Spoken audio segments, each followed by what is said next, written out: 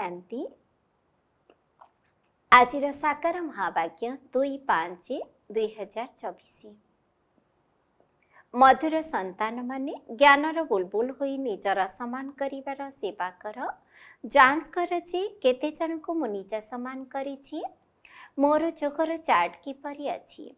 प्रश्न, भगवान किपरि निजर पिलामानक पाखरे केउ प्रतिज्ञा करिछन्ति जहाँकि कौनसी मनुष्य करि परिबो नाही।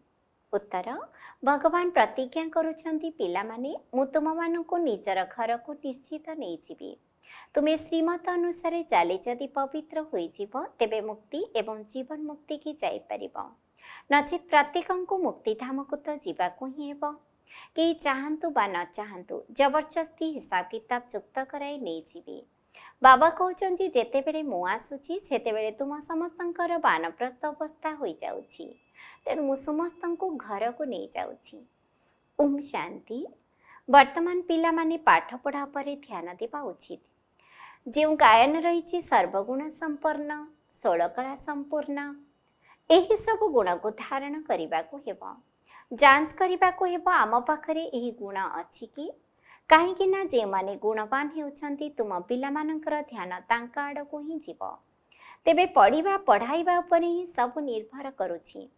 तेणु निज मन को पचारिबा उचित जे आमे केते जन को पाठ पढ़ाउछु। संपूर्ण देवता तो केही होई नाहंती। चंद्रमा संपूर्ण होई गले केते आलोक प्रदान करिथाए। सेहीपरि एठारे मध्य देखा जाए पुरुषार्थर क्रमानुसारे चालुछन्ति। एकथा केवल पिला माने एवं शिक्षक ही जानिछन्ति। प्रत्येक संतान प्रति बाबांकर दृष्टि रहुछि। बाबा देखुछन्ति पिला माने कौन करुछन्ति, मो अर्थे कौन सबु सेवा करुछन्ति। सबु फूल मानंकु बाबा देखुछन्ति। एमिति तो समस्ते फूल अटंती काहेकि ना एहा एक बगीचा अटे ना। प्रत्येक निजर अवस्था को जानिछन्ति, निजर खुशी को जानिछन्ति। अतीन्द्रिय सुखमय जीवन प्रत्येकंकर निजस्व होइथाए। प्रथमतः बाबांकु बहुत बहुत मने पकाइबाकु हेबो। बाबांकु मने पकाइबा द्वारा ही पुणी बाबा मध्य मने पकाई थांती। तम प्रधान सत प्रधान हेबा पाई मु तुमको बहुत सहज उपाय बताउछि। जोकर यात्रा रे रुह। प्रत्येक निजर मन को पचारंतु आमर जोकर चार्ट ठीक अछि। अन्य को निज समान करुछि कारण तुम्हें समस्ते ज्ञानर बुलबुल अटना। केही सुआ आउ किए आउ कण अटंती। तुमको पारा नुहे सुआ हेबार अछि। निजर मन को पचारिबा बहुत सहज। मु बाबा को केते मने पकाउछि, केते अतीन्द्र सुखरे रहुछि। आमको मनुष्य देवता हेबाकु पड़िबो। मनुष्य तो मनुष्य ही अटंती।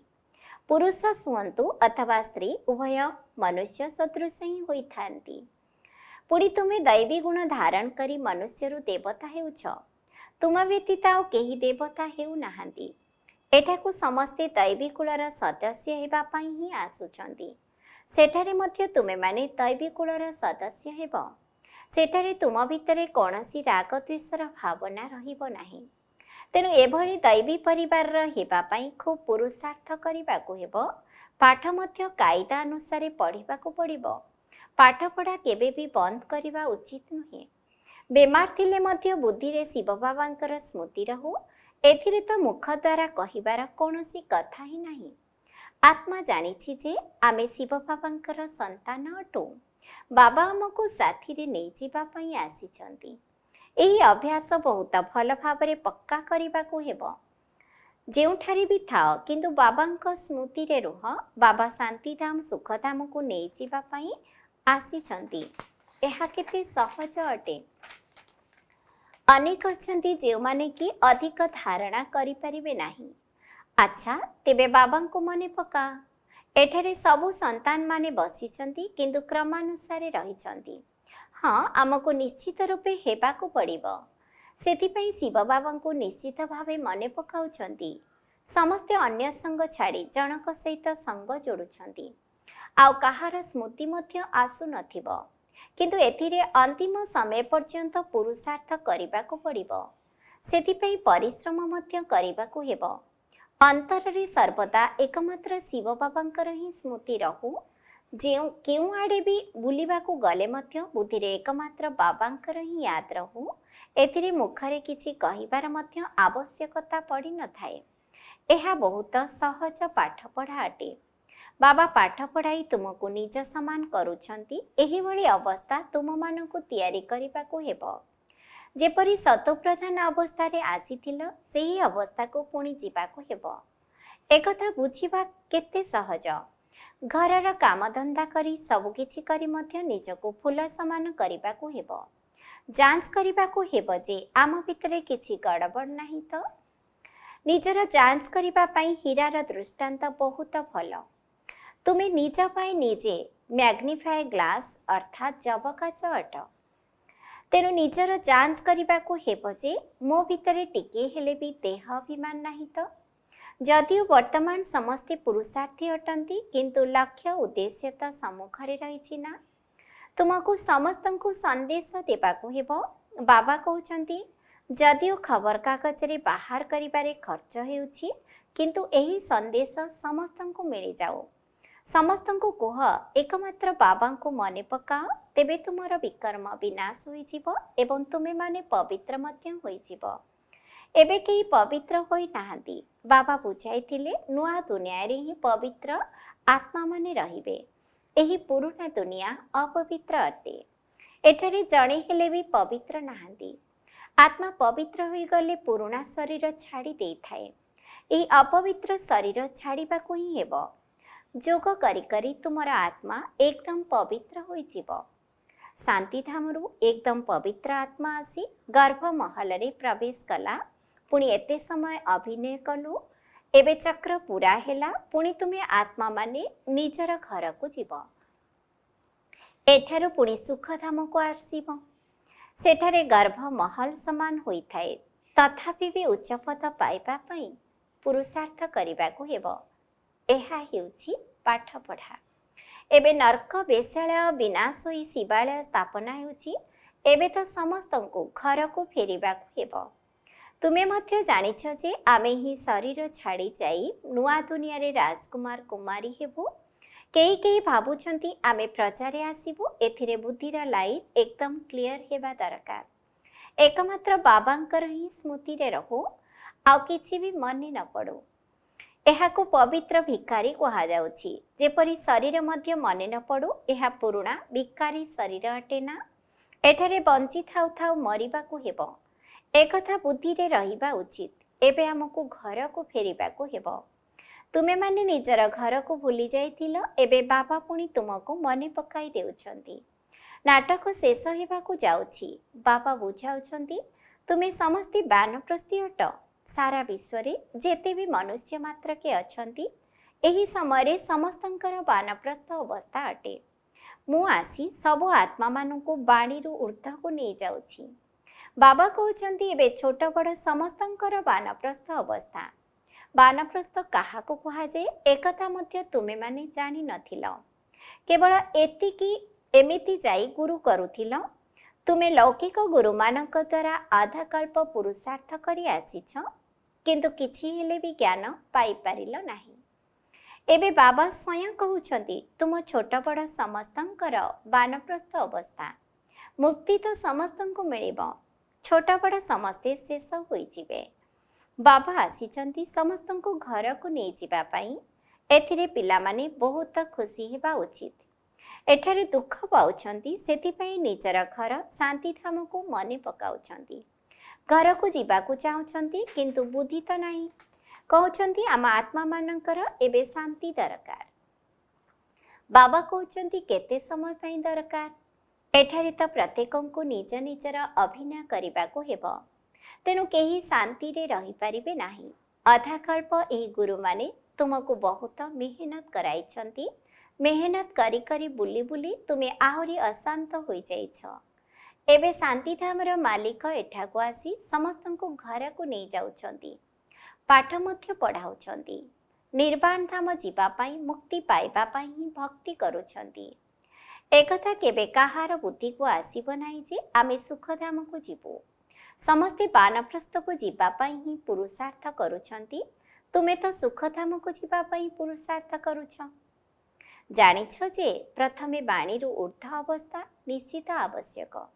ଭଗବାନ ମଧ୍ୟ ପିଲାମାନଙ୍କ ପାଖରେ ପ୍ରତିଜ୍ଞା କରୁଛନ୍ତି, ମୁଁ ତୁମମାନଙ୍କୁ ମୋ ଘରକୁ ନିଶ୍ଚିତ ନେଇଯିବି, ଯାହା ପାଇଁ ତୁମେ ଅଧାକଳ୍ପ ଭକ୍ତି କରିଛ। ଏବେ ଶ୍ରୀମତରେ ଚାଲିଲେ ମୁକ୍ତି ଜୀବନ ମୁକ୍ତିକୁ ପ୍ରାପ୍ତ କରିବ। ନଚେ ଶାନ୍ତିଧାମ ତ ସମସ୍ତଙ୍କୁ ଯିବାକୁ ହେବ। କେହି ଯିବାକୁ ଚାହାନ୍ତୁ ଅଥବା ନ ଚାହାନ୍ତୁ, ଡ୍ରାମା ଅନୁସାରେ ସମସ୍ତଙ୍କୁ ନିଶ୍ଚିତ ଭାବରେ ଯିବାକୁ ହେବ। ତୁମେ ପସନ୍ଦ କର ନ କର, ମୁଁ ଆସିଛି ସମସ୍ତଙ୍କୁ ଘରକୁ ନେଇଯିବା ପାଇଁ। ମୁଁ ଜବରଦସ୍ତ ହିସାବ କିତାବ ଯୁକ୍ତ କରାଇ ନେଇଯିବି। ତୁମେ ସମସ୍ତେ ସତ୍ୟଯୁଗକୁ ଯିବ, ବାକି ସମସ୍ତେ ପାଣିରୁ ଉର୍ଦ୍ଧ୍ୱ ଶାନ୍ତିଧାମରେ ରହିବେ। କାହାକୁ ହେଲେ ଛାଡ଼ିବି ନାହିଁ। ନଗଲେ ଦଣ୍ଡ ଦେଇ ବାଡ଼େଇ ପିଟି ମଧ୍ୟ ସାଥିରେ ନେଇଯିବି। ଡ୍ରାମାରେ ଏହିଭଳି ହିଁ ପାର୍ଟ ରହିଛି। ସେଥିପାଇଁ ନିଜର ରୋଜଗାର କରିଚାଲ, ତେବେ ପଦ ମଧ୍ୟ ଭଲ ମିଳିବ। ଅନ୍ତିମ ସମୟରେ ଆସୁଥିବା ଆତ୍ମା କି ସୁଖ ପାଇବେ। ବାବା ସମସ୍ତଙ୍କୁ କହୁଛନ୍ତି, ଘରକୁ ନିଶ୍ଚିତ ଯିବାକୁ ହେବ। ଶରୀରକୁ ଦାହ କରି ବାକି ସବୁ ଆତ୍ମାମାନଙ୍କୁ ନେଇଯିବି। ଆତ୍ମାମାନଙ୍କୁ ହିଁ ମୋ ସାଥିରେ ଯିବାକୁ ହିଁ ହେବ। ମୋ ମତରେ ଚାଲି ସର୍ବଗୁଣ ସମ୍ପନ୍ନ 16 କଳା ସମ୍ପୂର୍ଣ୍ଣ ହେଲେ ପଦ ମଧ୍ୟ ଭଲ ମିଳିବ। ତୁମେ ମୋତେ ଡାକିଛ ନା, ଆସି ଆମ ସମସ୍ତଙ୍କୁ ମୃତ୍ୟୁ ଦିଅ। ଏବେ ମୃତ୍ୟୁ ସମ୍ମୁଖରେ ଉପସ୍ଥିତ। କେହି ବି ରହିବେ ନାହିଁ। ଏହି ବିକାରୀ ଶରୀର ରହିବ ନାହିଁ। ତୁମେ ଘରକୁ ନେଇଯିବା ପାଇଁ ମୋତେ ଡାକିଛ। ତେଣୁ ଏବେ ବାବା କହୁଛନ୍ତି, ପିଲାମାନେ, ଏହି ବିକାର ଦୁନିଆରୁ ତୁମକୁ ଘରକୁ ନେଇଯିବି। ତୁମର ସ୍ମାରକୀ ମଧ୍ୟ ରହିଛି। ଦିଲୱାଡ଼ା ମନ୍ଦିର ରହିଛି ନା, ଦିଲ ନେଲାବାଲାଙ୍କର ମନ୍ଦିର। ଆଦିଦେବ ବସିଛନ୍ତି, ଶିବ ବାବା ମଧ୍ୟ ଅଛନ୍ତି, ବାପଦାଦା ଉଭୟ ଅଛନ୍ତି। ଏହାଙ୍କ ଶରୀରରେ ବାବା ବିରାଜମାନ ଅଛନ୍ତି। ତୁମେମାନେ ସେଠାକୁ ଯାଇ ଆଦିଦେବଙ୍କୁ ଦେଖୁଛ। ତୁମର ଆତ୍ମା ଜାଣିଛି ଏଠାରେ ବାପଦାଦା ବସିଛନ୍ତି। ବର୍ତ୍ତମାନ ସମୟରେ ତୁମେମାନେ ଯେଉଁ ପାଠ କରୁଛ ତାହାର ସ୍ମୃତି ଚିହ୍ନ ସ୍ୱରୂପ ଏହି ସ୍ମାରକୀ ରହିଛି। ମହାରଥୀ, ଘୋଡ଼ାସବାର, ପଦାତିକ ମଧ୍ୟ ଅଛନ୍ତି। ତାହା ଜଡ଼, ଏହା ଚୈତନ୍ୟ। ଉପରେ ବୈକୁଣ୍ଠ ରହିଛି। ତୁମେ ମଡେଲ ଦେଖି ଆସୁଥ ଦିଲୱାଡ଼ା ମନ୍ଦିର କିପରି। ତୁମେ ତ ଜାଣିଛ କଳ୍ପ କଳ୍ପ ଏହିଭଳି ମନ୍ଦିର ହିଁ ତିଆରି ହେଉଛି, ଯାହାକୁ ତୁମେମାନେ ଯାଇ ଦେଖିବ। କେହି କେହି ଦ୍ୱନ୍ଦ୍ୱରେ ପଡ଼ୁଛନ୍ତି, ଏହି ପାହାଡ଼ ସବୁ ଭାଙ୍ଗି ତୁଟି ଯାଇଛି, ପୁଣି ଥରେ ହେବ କିପରି? ଏହି ଖିଆଲ ଆସିବା ଉଚିତ ନୁହେଁ। ଏବେ ତ ସ୍ୱର୍ଗ ନାହିଁ, ପୁଣି ତାହା କିପରି ଆସିବ? ପୁରୁଷାର୍ଥ ଦ୍ୱାରା ସବୁ ତିଆରି ହୋଇଥାଏ ନା। ତୁମେ ଏବେ ସ୍ୱର୍ଗକୁ ଯିବା ପାଇଁ ପ୍ରସ୍ତୁତ କରୁଛ। କେହି କେହି ଦ୍ୱନ୍ଦ୍ୱରେ ପଡ଼ି ପାଠ ପଢ଼ା ଛାଡ଼ି ଦେଉଛନ୍ତି। ବାବା କହୁଛନ୍ତି, ଏଥିରେ ଦ୍ୱନ୍ଦ୍ୱର କୌଣସି କଥା ହିଁ ନାହିଁ। ସେଠାରେ ସବୁକିଛି ଆମେ ନିଜ ପାଇଁ ତିଆରି କରିବା। ସେହି ଦୁନିଆ ସମ୍ପୂର୍ଣ୍ଣ ଶତୁପ୍ରଧାନ ହେବ। ସେଠାକାର ଫଳ ଫୁଲ ଆଦି ସବୁ ଦେଖିକରି ଆସୁଛନ୍ତି, ଫଳରସ ପିଉଛନ୍ତି। ସୂକ୍ଷ୍ମ ଲୋକ, ବ୍ରହ୍ମଲୋକରେ ତ ଏସବୁ କିଛି ନାହିଁ। ବାକି ଏସବୁ ବୈକୁଣ୍ଠରେ ଅଛି। ବିଶ୍ୱ ଇତିହାସ ଭୂଗୋଳର ପୁନରାବୃତ୍ତି ହେଉଛି। ଏହି ନିଶ୍ଚୟ ପକ୍କା ହେବା ଦରକାର। ବାକି ଯଦି କାହାର ଭାଗ୍ୟରେ ନଥିବ, ତେବେ କହିବେ ଏହା କିପରି ହୋଇପାରିବ? ଯେଉଁ ହୀରାନୀଳା ସବୁ ଦେଖିବାକୁ ମଧ୍ୟ ମିଳୁନାହିଁ, ତାହା ପୁଣି କିପରି ହେବ? ପୂଜ୍ୟ କିପରି ହେବେ? ବାବା କହୁଛନ୍ତି, ଏହା ପୂଜ୍ୟ ଏବଂ ପୂଜାରୀର ଖେଳ ଅଟେ। ଆମେ ହିଁ ବ୍ରାହ୍ମଣ, ଦେବତା, କ୍ଷତ୍ରିୟ। ଏହି ସୃଷ୍ଟି ଚକ୍ରକୁ ଜାଣିବା ଦ୍ୱାରା ତୁମେ ଚକ୍ରବର୍ତ୍ତୀ ରାଜା ହେଉଛ। ତୁମେ ଜାଣିଛ, ତେଣୁ କହୁଛ, ବାବା କଳ୍ପ ପୂର୍ବରୁ ମଧ୍ୟ ଆପଣଙ୍କ ସହିତ ମିଶିଥିଲୁ। ଆମର ସ୍ମାରକୀ ମନ୍ଦିର ସମ୍ମୁଖରେ ରହିଛି। ଏହାପରେ ହିଁ ସ୍ୱର୍ଗର ସ୍ଥାପନା ହେବ। ତୁମର ଏହି ଚିତ୍ର ବହୁତ ଚମତ୍କାର ଅଟେ। କେତେ ରୁଚିର ସହିତ ଆସି ଦେଖୁଛନ୍ତି। ଏଭଳି ସାରା ଦୁନିଆରେ କେହି ବି କେଉଁଠି ଦେଖୁନାହାନ୍ତି। ଏଭଳି ଚିତ୍ର କେହି ତିଆରି କରି ଜ୍ଞାନ ଦେଇପାରିବେ? ଏହାର ନକଲ କେହି କରିପାରିବେ ନାହିଁ। ଏହି ଚିତ୍ର ହିଁ ସମ୍ପତ୍ତି ଅଟେ, ଯାହାଦ୍ୱାରା ତୁମେମାନେ ପଦମାପଦମ ଭାଗ୍ୟଶାଳୀ ହେଉଛ। ତୁମେମାନେ ଜାଣିଛ, ଆମର ପାଦ ପାଦରେ ପଦ୍ମର ରୋଜଗାର ଜମା ହେଉଛି। ଏହା ହେଉଛି ତୁମର ପାଠପଢ଼ାର କଦମ। ଯେତେ ଯୋଗ କରିବ, ଯେତେ ପଢ଼ିବ, ସେତେ ପଦ୍ମ ଜମା ହେବ। ଗୋଟିଏ ପଟେ ମାୟା ମଧ୍ୟ ଖୁବ୍ ଜୋରରେ ଆସିବ। ତୁମେ ଏହି ସମୟରେ ହିଁ ଶ୍ୟାମ ସୁନ୍ଦର ହେଉଛ। ସତ୍ୟଯୁଗରେ ତୁମେ ସୁନ୍ଦର ଥିଲ, ତାହା ସୁବର୍ଣ୍ଣ ଦୁନିଆ ଥିଲା। କଳିଯୁଗରେ ଶ୍ୟାମଳ ସମ୍ପୂର୍ଣ୍ଣ ଲହ ଦୁନିଆ ହୋଇଯାଇଛି। ପ୍ରତ୍ୟେକ ଜିନିଷ ଏହିଭଳି ହୋଇଥାଏ। ଏଠାରେ ଧରିତ୍ରୀ ମଧ୍ୟ ଟାଙ୍ଗରା ହୋଇଗଲାଣି। ସତ୍ୟଯୁଗରେ ଧରିତ୍ରୀ ମଧ୍ୟ ଫାଷ୍ଟ କ୍ଲାସ୍ ହେବ। प्रत्येक जिनिस सतु प्रधान हेब। एभली राजधानीर तुमे माने मालिक हेउछ। तुमे माने अनेक थर मालिक होइछ ना, तथापि मध्य एभली राजधानीर मालिक हेबा पई संपूर्ण पुरुषार्थ करिबा दरकार। पुरुषार्थ बिना प्रारब्ध किपरि पाइब? एथिरे किछि असुविधा नाही। वर्तमान मुरली छपा होछि, आगो को आहुरी लक्ष लक्ष कोटि कोटि अंदाज रे छपा हेब। पिला माने कहिबे जहा किछि पैसा अछि सब यज्ञ रे लगाई देबु, पैसा रखी कौन करिबो? तुमे माने आगो को गले देखिबो कौन कौन सब हेउछि। विनाशर प्रस्तुति मध्य देखिब, रिहर्सल होई चलिबो, तापरे पुणी शांति होई जिवो। पिलामानंकर बुद्धि रे सबु ज्ञान रहिछि, एहा त बहुत सहज। केवल बाबा को मने पकाइबा को हेबो। अच्छा, मीठा मीठा सिकिला दे संतान मानक प्रति माता पिता बाप दादांकर मधुर स्नेहभरा स्मृति एवं सुप्रभात। आत्मिक पितांकर आत्मिक संतान मानकु नमस्ते। आम आत्मिक संतान मानकर मध्य आत्मिक पितांकु नमस्ते नमस्ते नमस्ते। धारणा पई मुख्य सारांश 1 नंबर, एही शरीर को भी भूली पूरा पवित्र एवं निस्व हेबाकु पड़िबो। बुद्धि रे लाइन क्लियर रखिबा को हेबो। बुद्धि रे रहुचे एही एबे नाटक शेष हेला, आमे निजर शांति धाम घर को जाउछु। 2 नंबर, पाठ पढ़ार प्रत्येक पादरे पद्मर रोजगार रहिछि, सेतिपई प्रत्येक दिन भल भावरे पाठ पढ़िबा को हेबो। देवता कुलर सदस्य हेबा पई पुरुषार्थ करिबा को हेबो। निजको निजे पचारिबा को हेबो जे मु केते अतीन्द्र सुखर अनुभव करूछि, खुशी रहूछि। वरदान, बुद्धि रूपक संग एवं सहयोग रूपक हाथ द्वारा मौजर अनुभव करुथिबा सौभाग्यशाली आत्मा हुआ। जेभली सहयोगर प्रतीक रूप रे हाथ मिसाइबा देखाई थांती, सेपरि बाबांकर सदा सहयोगी हेबा ही हाथरे हाथ मिसाइबा एवं सर्वदा बुद्धि द्वारा साथी रहिबार अर्थ हैला मनर लगन सर्वदा जनक सहित रहिथिबो। सर्वदा एही स्मृति रे रहुचे ईश्वरीय बगीचा रे मो बाबांकर हाथ धरी चालुछि। एहा द्वारा सर्वदा मनोरंजन रे रहिबो, सर्वदा खुशी रे रहिबा सहित संपूर्ण अवस्था रे मध्य रहिबो। एही भली सौभाग्यशाली आत्मा माने सदा सर्वदा मौजर अनुभव करी चली थांती। स्लोगान, आशीर्वादर खाता जमा करिबार आधार हेला संतुष्ट रहिबा एवं संतुष्ट करिबा।